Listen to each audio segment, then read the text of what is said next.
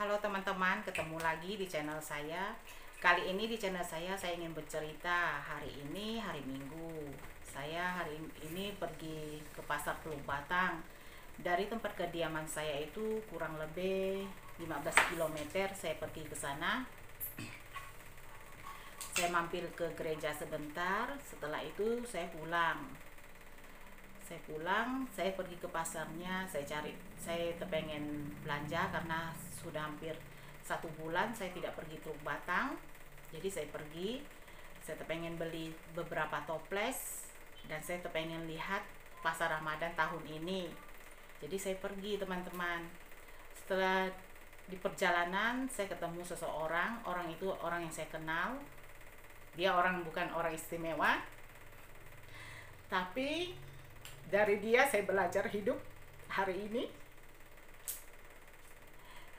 Boleh dikata, maaf bicara, dia orang cacat, tidak bisa berbicara, tangannya rusak satu, dia berdiri tidak tegak, jalan agak nunduk. Rumahnya tidak jauh dari tempat kediaman saya kenal dia, tapi saya tidak tahu mana rumahnya. Karena saya orang tipenya bukan orang penjalan, jadi saya tidak tahu mana rumah dia.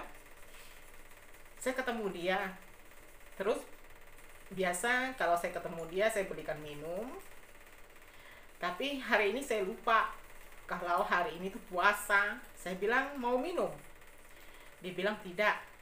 Saya nggak tahu dia puasa atau enggak, tapi dia tidak mau minum. Jadi saya berikan dia uang 5.000. Setelah dia ambil uang saya 5.000, dia pergi ke pasar Ramadan.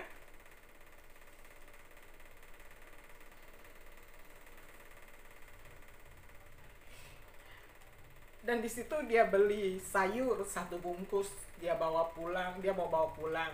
Tapi dia tidak tahu saya melihat dia dari belakang karena saya juga kepengen pergi ke pasar Ramadan. Setelah itu saya ketemu dia lagi, saya bilang, "Beli apa?"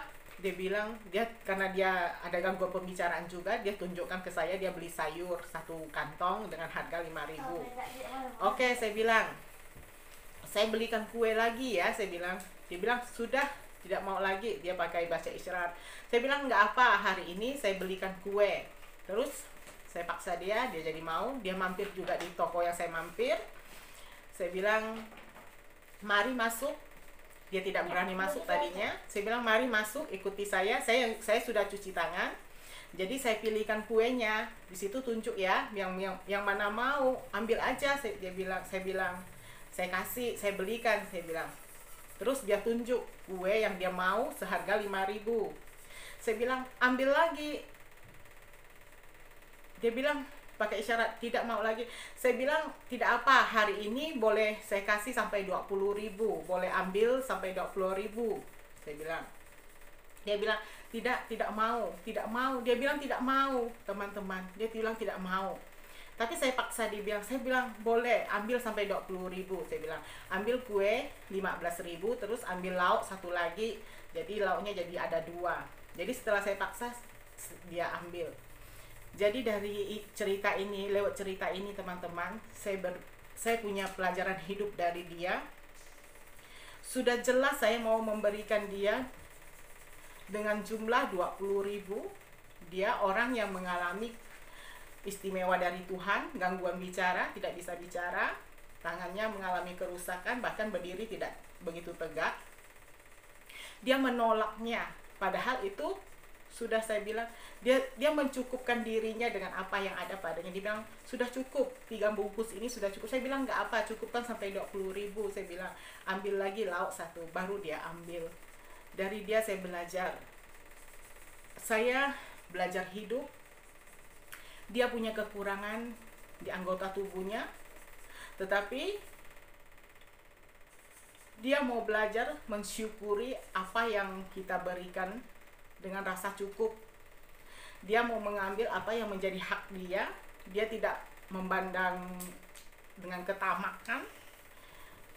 Dari sini saya mempunyai pelajaran hidup bahwa sesungguhnya kita hanya boleh mengambil apa yang memang benar itu hasil kerja kita,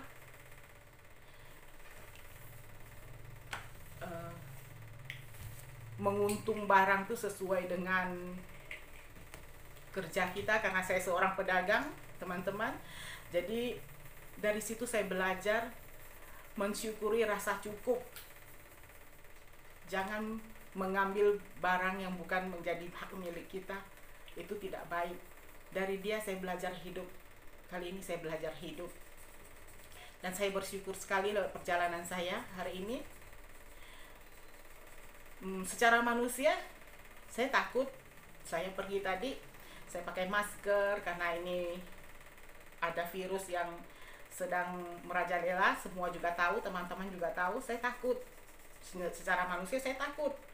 Saya pakai masker, pakai apa. Tapi rasa takut saya itu harus dikalahkan dengan kasih. Dia tuh perginya dengan jalan kaki. Jadi dia pulang tuh mau jalan kaki lagi. Dari daerah Teluk Batang ke daerah Kahmidiam Pulau Kumbang itu kurang lebih 15 kilo. Dengan keadaan kekurangan dia mau berjalan kaki pulang.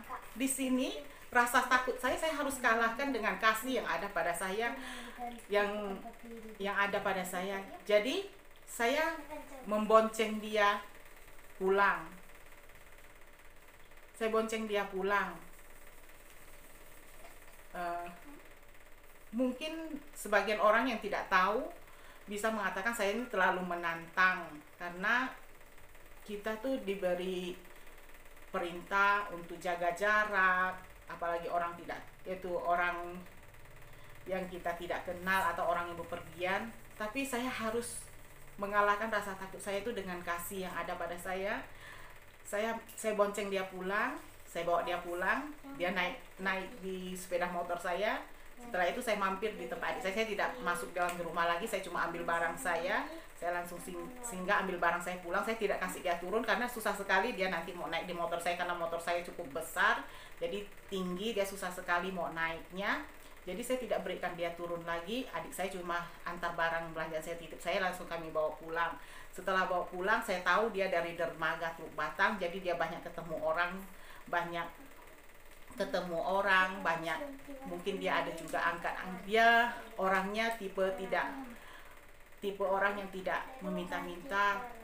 Sepengenalan saya, dia tidak pernah meminta apapun dari saya. Setiap dia ke toko saya, dia belanja dengan saya, dia tidak pernah meminta apapun. Dia tidak pernah bilang mau ini mau itu, dia tidak pernah, tapi dia berbelanja di toko saya. Jadi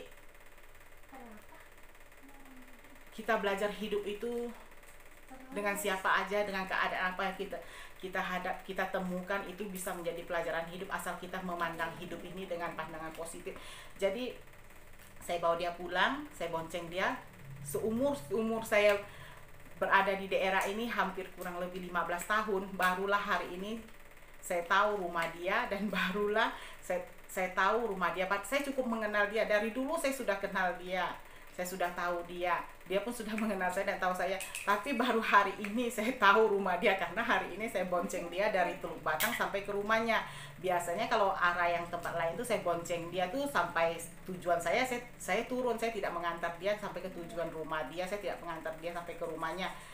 Saya bonceng dia tuh cukup sampai tujuan saya turun, dia melanjutkan jalan kaki lagi. Dia banyak bepergian tuh jalan kaki, karena dia tidak itu, keadaan kakinya juga ada mengalami kekurangan tidak jalannya tidak tegak. Jadi itu setiap dia pergi kemana itu jalan kaki. Jadi saya bonceng dia pulang. Jadi sekarang saya sudah mandi, sudah ganti semua baju saya, dan saya sudah bersih semua, ganti baju. Ini gantian saya sekarang selesai mandi itu untuk menjaga semua anggota keluarga saya di dalam rumah. Jadi lewat hari ini saya merasa bersyukur sekali. Setelah hampir 1 bulan saya tidak pergi Teluk Batang, hari ini saya pergi. Saya boleh melihat sebentar pasar Ramadan, terus saya belanja beberapa buah toples, dan saya mendapat pelajaran hidup bahwa sungguh hidup ini perlu disyukuri, dan rasa takut kita tuh harus dikalahkan dengan kasih. Tapi ingat, berjaga-jaga itu sangat penting. Bye-bye.